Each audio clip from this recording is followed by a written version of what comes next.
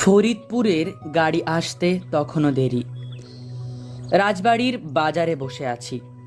পাতলা কুয়াশায় মোড়া 50-এর আকালের এক সকাল। একটু দূরে স্টেশনের রাস্তায় মিলিটারি ছাউনির পাশে একটা অদ্ভুত জন্তু দেখলাম। আস্তে আস্তে 4 পায়ে এগিয়ে আসছে। চেনা কোনো জন্তুর সঙ্গে তার মিল নেই। কুয়াশার মধ্যেও জল করছে তার দুটো চোখ। একা থাকলে ভয়ে মূর্ছা যেতাম, কেননা সেই চোখের দৃষ্টিতে এমন এক মায়া ছিল যা বুকের রক্ত হিম করে দেয়। আরো এগিয়ে এলো সেই মূর্তি।